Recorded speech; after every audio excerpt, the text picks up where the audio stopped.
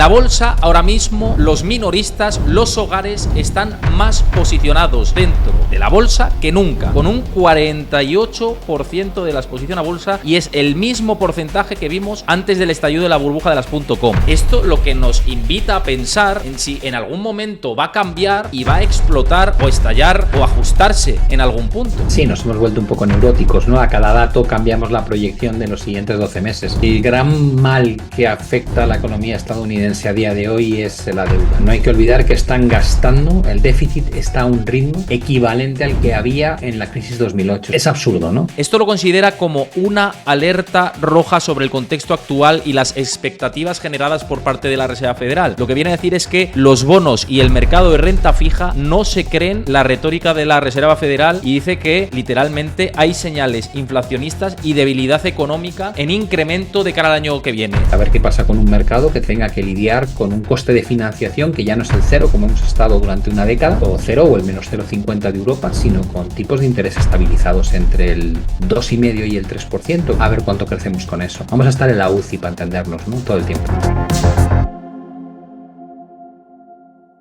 Bueno, pues estaba por aquí con todos nosotros, sorpresivo porque no lo esperabais y siempre es un placer. Y cuando hay que contar cosas interesantes y la situación de la bolsa está tan interesante, la perspectiva de cara a 2025 de la economía también, y bueno, todos los ruidos que pueden surgir, pues Pablo Gil, tenerle por aquí siempre es un placer. Y con todo este contexto, como digo, complicado, macro o difuso, no sé cómo decirlo, y con, bueno, algunas novedades que nos tiene que contar después. Pablo, un placer tenerte como siempre por aquí. Muchas gracias, Héctor. El placer es mío. Y como siempre os digo, a los que lo veis esto desde YouTube, la única manera de apoyar este contenido, las charlas que tengo con Pablo Gil, mis análisis propios, cuando vienen otros analistas, pues que me dejéis vuestro like, es la única manera de aprobar el contenido, hacerlo visible, que me dejéis vuestro like, que os suscribáis al canal, que muchos no estáis suscritos y no cuesta nada darle a suscribirse y activar la campanita, y que me dejéis vuestro comentario de lo que vamos comentando por aquí. Empezando por el contexto que tenemos, lo comentamos la última vez, seguimos con esa dinámica de rebaja de tipos de interés por parte de los bancos centrales. Hay dudas de narrativas de si impera la narrativa calentamiento de nuevo de la inflación o impera la narrativa de desaceleración. Creo que hay una dualidad ahora, no sé cómo lo ves, pero el mercado se pone nervioso si sale un dato un poquito más complicado de inflación, otra vez la narrativa de puede calentarse la inflación, y a la inversa, ¿no? Si ocurre con el mercado laboral también. Es un poco esquizofrénico esta situación, no sé qué sentimiento percibes. Sí, nos hemos vuelto un poco neuróticos, ¿no? A cada dato cambiamos la proyección de los siguientes 12 meses. Creo que cuando nos dice la Reserva Federal que empieza bajando los tipos y prevé 3 bajadas de tasas, no es un lenguaje muy distinto de lo que decía en enero de este año, se mantiene más o menos en su línea, y sin embargo los inversores hemos pasado de descontar 6-7 bajadas en enero a descontar solo 1 en los meses de verano, a de repente descontar 4 en tan solo el último trimestre del año. Somos nosotros los que estamos un poco neuróticos, ¿no? No ha cambiado tanto. Yo no creo que la inflación vaya a repuntar, y menos como están cotizando gas natural y el petróleo, y lo que ha pasado es que, bueno, ese deterioro en el mercado laboral se ha visto enfriado con los últimos datos, y eso hace que todas las expectativas con una décima más de inflación y un mercado laboral más estable, pues que vaya a bajar 0,50, como decían algunos, en cada reunión la Reserva Federal, me parece un disparate. Si estás más en la narrativa de empezar a enfriarse de cara al 2025. A ver, yo creo que la duda mía es si la inflación va a bajar del 2%, es decir, si la vamos a conseguir estabilizar por debajo del 2%. Creo que para eso hace falta cierta ralentización económica en Estados Unidos que no estamos viendo, porque tienes la vivienda, tienes la inflación de servicios todavía que es muy reticente a bajar, y la subida salarial todavía cerca del 4%. Creo que eso hace difícil que la inflación baje del 2%, y por tanto llegar a la estabilidad de precios no lo veo tan obvio, salvo, como te digo, que haya una ralentización económica. En Europa no creo que haya problema en conseguirlo. No crecemos. Tenemos una economía que está en la UCI. No, es que en Europa el contexto es completamente diferente. Es, como me decía Juan Ramón Rayo la última vez que vino al canal, es estancamiento puro, ni esta inflación. Es una situación de completo estancamiento. No hay otra lectura que se pueda hacer de Europa. Alemania está en recesión, claramente. Sí, tenemos un sector industrial y sobre todo la parte manufacturera que está tocadísima, y Alemania, que vive un poco de eso y encima tiene mucho peso en el sector de la automoción con la guerra arancelaria con China, pues no es precisamente lo que ayuda. Yo estaba en un concesionario de BYD y vi la berlina más top que traen aquí a España y me quedé fascinado con el coche. La autonomía no lo suficiente como para dar el salto todavía, pero en nivel de acabado y prestaciones y extras, digo, vamos, como si te estuvieses comprando un coche alemán de gama alta, con lo cual creo que les ha salido una competencia muy compleja porque el precio es la mitad de lo que vale el equivalente del coche alemán. Entonces, y eso va a ir a más, no va a ir a menos. Entonces, yo creo que Alemania no ha sabido reinventarse, sigue tirando unas industrias como las que lideraba hace 30 años y eso tal vez es parte del problema, ¿no?, que enfrenta ahora mismo. Y fíjate que pensando en 2025, que el contexto va a moverse, la foto ya sabes que en la economía y los mercados se mueve constantemente, y una de los actores que tiene que aparecer dentro de esa fotografía es el siguiente presidente de Estados Unidos, porque tanto Donald Trump como Kamala Harris va a mover el tablero 100%. Gustavo, que bien lo conoce, siempre dice que es susto o muerte, y yo coincido en esa lectura, ¿no? Es como a cuál de los dos me tengo que adherir o a ninguno de los dos, ¿no? Porque el panorama que se nos abre en 2025 es que quizá con las políticas que han prometido, que igual lo cambian esto, complejo para la economía. A ver, yo creo que el gran mal que afecta a la economía estadounidense a día de hoy es la deuda. No hay que olvidar que están gastando, el déficit está a un ritmo equivalente al que había en la crisis 2008. Eso te da una idea de cómo están metiendo gasolina a la economía a un ritmo que no tiene ni pies ni cabeza cuando la economía crece por encima de su potencial a largo plazo. Es absurdo, ¿no? Estás dopando a un tío que va el primero. Esto es como verla cuando veíamos nosotros los autos locos, ¿no? Y veías a Pedro Doyuna, iba ganando y estaba al lado de la meta y se paraba a colocar una trampa. Era como decir, ¿pero qué haces, no? O sea, pasa la línea y gana. Pues un poco igual, digo, disfruta de cómo va la economía, no la sigas recalentando con estímulo fiscal como el que estás haciendo. Si la deuda es el mal de Estados Unidos, es el gran problema que tiene que enfrentar en los próximos años, ninguno de los candidatos parece el adecuado. Kamala Harris lo que te va a decir es más red social, más gasto en infraestructura, más gasto para modificar hacia una economía más verde, más preocupación por el que no tiene, y Donald Trump te va a decir menos impuestos, tanto a nivel IRPF o personal como corporativo. Uno gasta más y el otro ingresa menos. Dices, bueno, pues esa solución para afrontar el gran problema de la deuda no parece que lo vayan a llevar a cabo ninguno. Trump tiene un punto extra de volatilidad porque es un tío con unas formas muy específicas, ya lo descubrimos cuando tuvo su mandato de 4 años, y en un entorno geopolítico tan complejo como el actual, creo que la volatilidad con Trump sería claramente mayor que si gana Kamala Harris. Mira, lo vamos a ver esto con gráficos porque la situación, sobre todo a la hora de navegar como inversores, ya apuntando a cómo está el contexto de mercados. Recordemos, para quien nos esté viendo, S&P 500 lleva el mejor año del siglo. No es que lleve el mejor año de los últimos 3 años, no, es el mejor ejercicio bursátil desde el año 2000 del siglo, y con una situación en la que los hogares están más posicionados que nunca en la bolsa. Y lo vamos a ver con el siguiente gráfico, dame un segundo.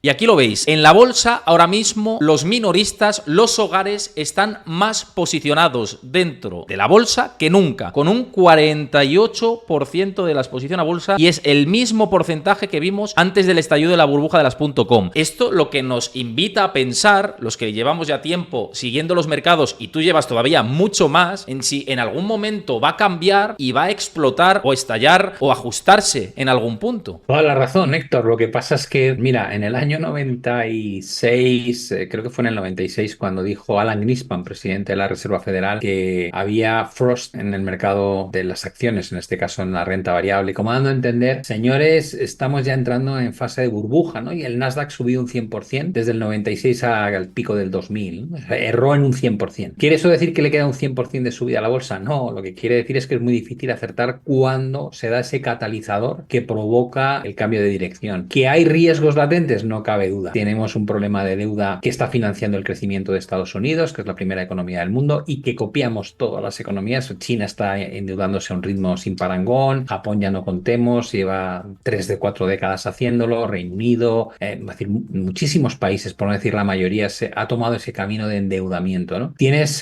la desinversión de la curva de tipos, tienes los leading index en Estados Unidos en la racha negativa más larga, incluso ya superando la racha del 2008. Tienes el mayor porcentaje porcentaje invertido de retail, que es el que no gestiona el riesgo, dentro de la bolsa. Sí, es decir, es como vas haciendo tics y dices, ¿esto es candidato a acabar mal en algún momento? Digo, sí, digo, pero puede extenderse mucho el momento, ¿no? Entonces hay que ser consciente de los riesgos, hay que ser sabedor de que esto cuando vengan mal dadas puede tener una corrección brutal, pero bueno, mientras tanto la idea es buscar oportunidades que tengan una relación beneficio-riesgo razonable, ¿no? Y desde ese punto de vista, pues yo, por ejemplo, lo he comentado muchas veces durante el último año y medio, mi apuesta es China, ¿no? La gente me dice, está fatal, digo, sí, sí, pero está endeudándose como Estados Unidos, está haciendo política fiscal como Estados Unidos, está haciendo política monetaria como Estados Unidos, y a Estados Unidos le ha funcionado muy bien para la bolsa, con lo cual no cuestiono lo que hacen, sino el resultado de lo que hacen. Yo te digo mi opinión personal, que además coincido en lo que dices, que hay que tener precaución y que el globo se puede inflar pues mucho más eternamente. Bueno, eternamente no, porque al final el globo se termina pinchando o termina reduciéndose, ¿no? Vaciándose el aire. Pero claro, con este contexto, dices, ¿puede haber más de un 48% de los hogares posicionados en bolsa? ¿Hay más educación financiera y por eso tenemos el reflejo de esta estadística? En parte sí, pero en parte no. Y dices, ¿y cuánto va a aguantar? La verdad que no tengo ni idea, pero sé, o no sé si te da la sensación de que esto en algún momento es un globo que se va a deshinchar. El tema es que acertar con ese tiempo es imposible y que mientras tanto tienes que ajustar, como dices tú, las estrategias. Sí, yo te diría que un buen inversor o un buen gestor lo que hace es que mira cuánta es la distancia entre lo que tú consideras el punto de equilibrio razonable y cómo cotiza un activo, ¿no? Eso te da la sobrevaloración de lo que tú llamarías el valor intrínseco de un índice de una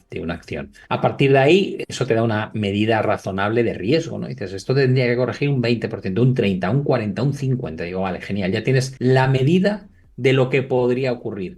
Sabes que luego cuando ocurre normalmente se excede por el otro lado porque la inercia es muy grande. A partir de ese momento tu mayor preocupación es detectar el cambio, ¿no? Es decir, cuándo empieza a jugarse esa reversión. Y para eso el análisis técnico funciona muy bien, ¿no? Mucho mejor que el análisis fundamental o macro. Y dices, bueno, pues voy a vigilarlo. En el momento en que detecte que realmente comienza un cambio de sentimiento entre los inversores, yo seré de los primeros en bajarme o en no estar presente o incluso en montar estrategias en sentido opuesto.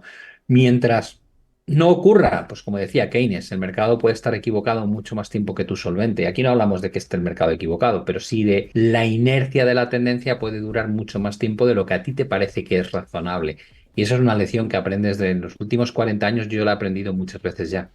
Y hablando de tu experiencia y de esta estrategia y las estrategias que se pueden hacer, yo creo que esto es muy importante que lo digamos porque viene aquí en directo con sorpresa, porque es con sorpresa positiva para todos vosotros, Pablo Gil, y también a los que estéis de YouTube, porque justamente este próximo lunes 21 de octubre a las 19:07 lanza sus nuevos seminarios Pablo Gil, plazas muy limitadas, no vais a tener acceso todo el mundo y bueno, pues os va a enseñar a cómo invertir, qué estrategias se dan, todas las semanas va a estar con vosotros, ahora no lo va a explicar, pero todo esto os lo digo porque el año pasado ya os lo avisé, muchos me escribisteis por privado donde no he llegado, pues ahora es el momento, se reabren plazas, tenéis el link, os lo pasa ahora mismo Chris por el chat y también en la descripción del vídeo de YouTube y en el comentario fijado tenéis mi link para que os apuntéis a ese directo con vuestro correo electrónico y bueno, pues así tenéis plaza y que sepáis que inicialmente vais a tener ahí un precio reducido. Luego este precio se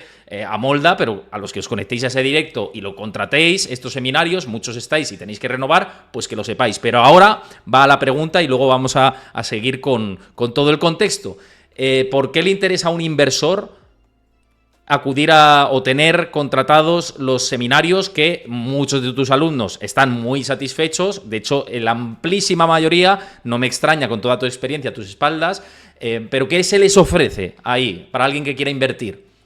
Vamos a ver, la labor de un trader es muy solitaria, ¿no?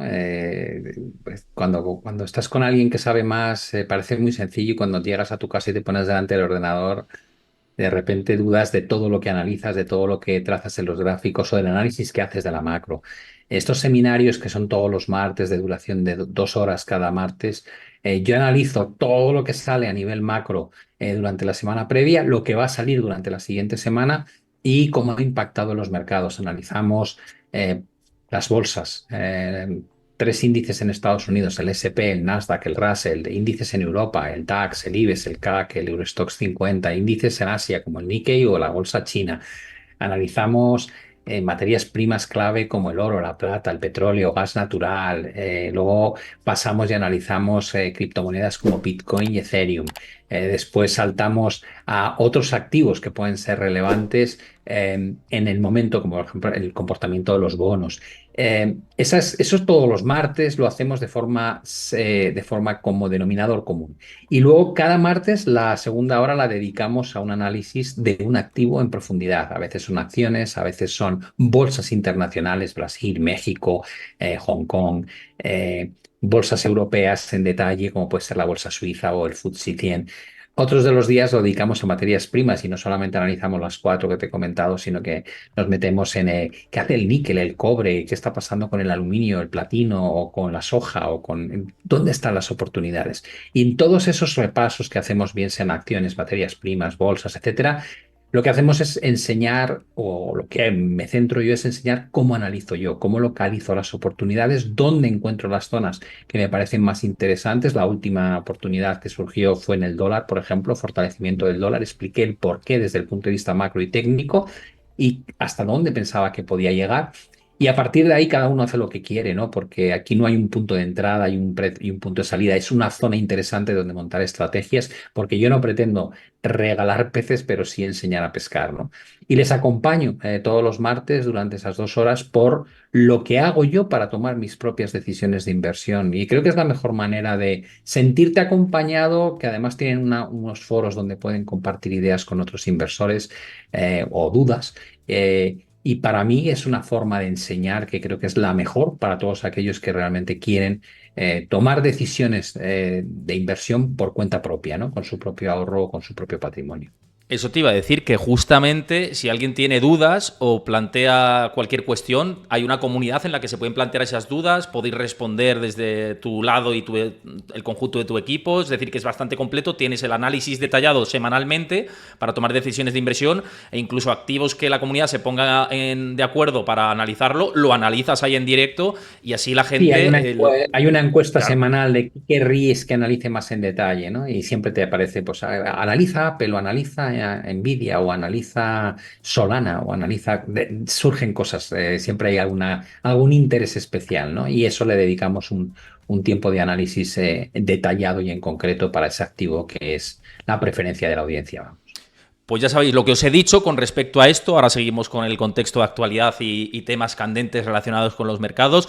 Pero para los que estáis interesados, que sé que sois muchos, os registráis en mi link, ahí que lo tenéis personalizado en YouTube, también aquí en el chat os lo pasa Chris ahora mismo. Y lo tenéis en el comentario fijado y en la descripción del vídeo. Plazas muy limitadas. Pablo, para mí, es mi opinión personal, el mejor formador que podéis tener de bolsa y de inversión y mercados, todo lo relacionado, de habla hispana, 100%. Tiene a sus espaldas una trayectoria muy larga que podéis cotejar, gestionando fondos, haciendo trading con puestos de responsabilidad, y para mí es una oportunidad muy importante y plazas muy limitadas. Apuntaos a ese directo con vuestro correo electrónico y ya veréis que merece bastante la pena en este sentido. Y hablando, porque hablabas de, oye, análisis, perdón Pablo, ibas a decir, Sí, añadir no, algo. te iba a decir que yo normalmente, esto es una ventana que se abre una vez al año, ¿vale? O sea, Eso es.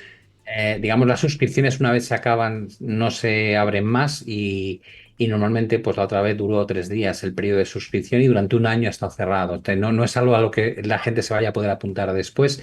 Y luego el directo, que es totalmente gratuito, del lunes, yo comparto las inversiones que he ido haciendo durante los últimos años y cuál es mi opinión, con lo cual, si simplemente quieren venir al directo, porque de esa manera van a ver en qué estoy invirtiendo y cuál es mi opinión de mercado a lo largo de una ponencia de casi 2 horas, que son bienvenidos, que ya van a sacar partido simplemente por venir a ese directo.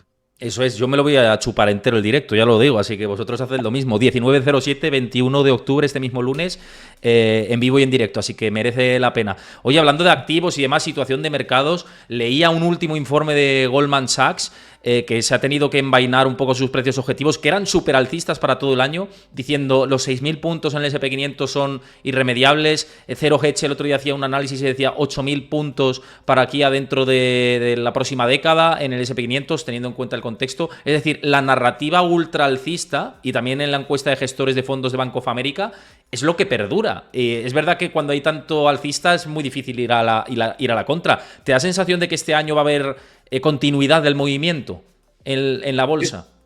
Yo creo que sí. Hay varios factores que creo que suscitan esa idea. El primero es que la estacionalidad de noviembre y diciembre favorece un buen comportamiento bursátil. No quiere decir que siempre pase así, pero bueno, tienes concentrado en esos 2 meses probablemente los 2 meses con mejor retorno estructural en la bolsa de la historia, con lo cual eso creo que ayuda. Por otro lado, el hecho de que la Reserva Federal vaya a seguir bajando tasas de interés creo que también es un punto positivo. La estabilidad de crecimiento en Estados Unidos de la economía parece que al menos de aquí a fin de año está garantizado, lo cual también está bien. El gasto fiscal no va a cambiar.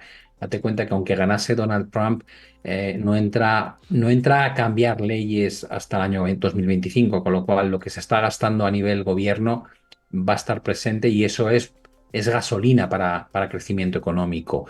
Em, los bancos centrales a nivel global están otra vez inyectando liquidez en el sistema. Todo eso te hace pensar que es más probable una continuidad del movimiento hacia arriba que no lo contrario, ¿no? Que puede haber correcciones, sí. ¿Hay estructuras que te preocupen? No, no veo estructuras gráficas especialmente negativas desarrollándose en las principales bolsas, al menos a la fecha de hoy, y eso me lleva a concluir que es más probable que haya continuidad del movimiento en lo que es de aquí a fin de año, ¿no? Si nos metemos ya en 2025, 2026 u objetivos a más largo plazo, pues va a depender mucho de cómo evolucionen pues, los riesgos geopolíticos, las políticas fiscales, las subidas, perdón, las bajadas de tipos hasta dónde, etcétera, etcétera. El otro día hablaba también, hablando de activos de riesgo, porque al final la bolsa es un activo de riesgo vinculado al risk-on, ¿no? Realmente. Y hablaba el otro día con seguidores del mercado cripto, no de Crypto Bros, sino gente que lo hace seriamente y lo analiza por términos fundamentales y técnicos, y me decían que por flujos de liquidez, que yo estoy de acuerdo en eso, si la M2 va aumentando, es decir, la masa monetaria durante los próximos meses, el mercado cripto como que estaría a puntísimo de volverse loco de aquí a los próximos meses también. No sé si tú estás con esa lectura. En el plano técnico me decían que apuntaban los gráficos a la luna en 2025. Y en el fundamental que si la liquidez acompaña también. No sé si tú lo lees igual. Te lo pregunto a ti. Y yo, por ejemplo, con los miembros de mi canal llevamos hablando del aburrimiento de Bitcoin desde el mes de marzo, ¿no? No hace más que moverse lateralmente con un cierto sesgo a la baja. Y yo les decía, es que lo queréis todo, es que los 6 meses previo a eso subió un 200%. O sea, ¿cómo no va a tener que consolidar subidas de un 200% en 6 meses, ¿no? Ah, Ahora estamos justo en la banda superior de esa estructura y probablemente a un tris de comenzar un proceso que yo creo que puede ser muy alcista, ¿no? Con un primer objetivo en torno a los 100.000. Sí, participo de esa idea. Creo que las criptomonedas, al menos Bitcoin, que es la más líquida, la más grande, la que más capitaliza, tiene muy buenas perspectivas a medio plazo, teniendo en cuenta que además es una forma de guardar valor ante la depreciación del poder adquisitivo de la moneda fiat. Yo es algo que tengo en cartera y que me gusta mucho. Te voy a compartir un tuit que se hizo bastante viral de la cuenta en la que escribe en inglés Daniel Lacalle, que conoces muy bien y que me pareció muy curioso. Esto hablando de otro tema. Esto lo considera como una alerta roja sobre el contexto actual y las expectativas generadas por parte de la Reserva Federal. Lo que viene a decir es que los bonos y el mercado de renta fija no se creen la retórica de la Reserva Federal y dice que literalmente hay señales inflacionistas y debilidad económica en incremento de cara al año que viene. ¿Tú crees alguna de las dos? ¿Que hay potencial debilidad económica descontada por el mercado de la renta fija, como comentaba por aquí Daniel Lacalle? A ver, yo creo que el mercado lleva mucho tiempo poniéndose la venda del soft landing o la recesión, ¿no? Y no ha ocurrido ninguna de las dos cosas este año. Soft landing es la desaceleración económica, simplemente recesión es crecimiento negativo. No se ha dado ninguno. Y cuando la gente te pregunta, ¿y cómo puede ser que el 82% de los analistas esperaban esto y luego no se ha dado? Digo, bueno, pues porque has tenido un gobierno gastando como si no hubiese un mañana. Es decir, la política fiscal que está llevando a cabo Estados Unidos es compatible con una recesión económica. Como no se ha dado la recesión económica, es un gasto que lo único que hace es sobrecalentar la economía. Y dices, vale, pues ves ahora mismo, digo, hombre, si me dices el año que viene el gasto fiscal, el déficit va a bajar al 3%. Te digo, buah, la economía americana va a hacer así. O van a querer controlar la deuda sobre el PIB, digo, la economía va a hacer así. O las agencias de rating, como no controlan el gasto, les van a bajar el rating. Fitch, Moody's y S&P le van a bajar el rating a la deuda de Estados Unidos, digo, la economía hace así.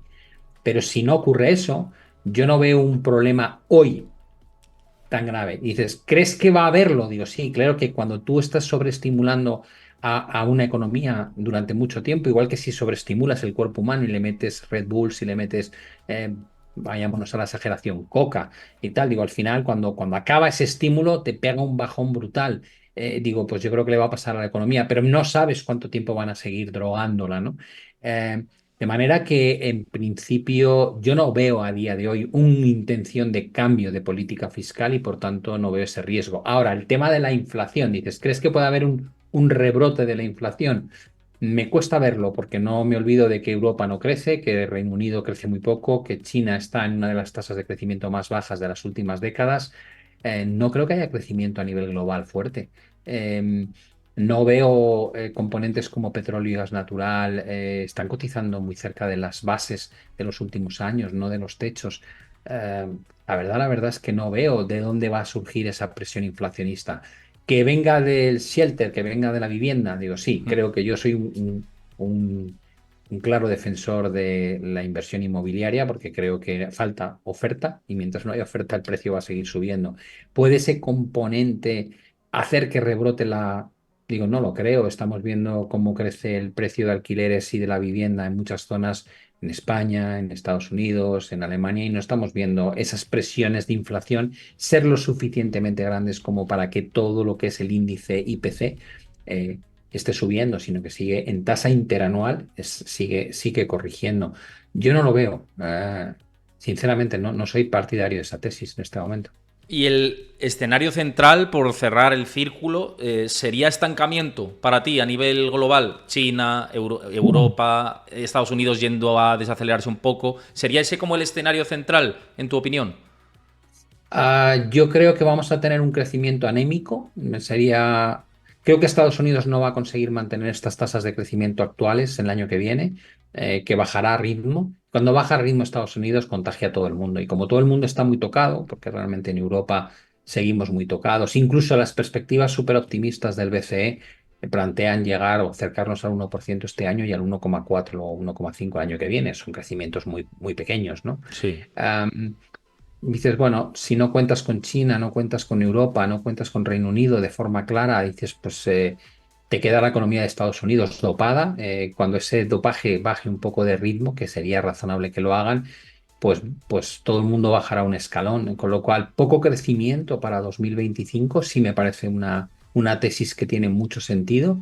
Y cuando tienes poco crecimiento, pues cualquier achaque te puede provocar una recesión, ¿no? Una situación geopolítica muy adversa, eh, el no poder bajar las tasas de interés como estaba previsto y que se quede en el coste de financiación más alto de lo inicialmente eh, anunciado por los bancos centrales.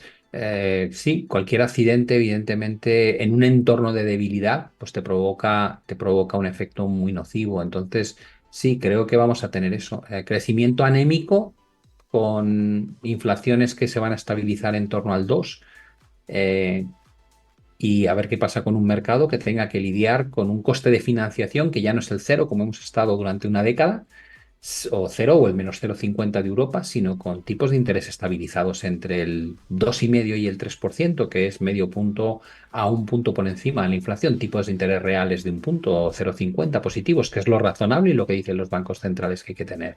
A ver cuánto crecemos con eso. Creo que va a ser un crecimiento. Vamos a estar en la UCI para entendernos, ¿no? Todo el tiempo. Buen resumen eso, buen resumen eso.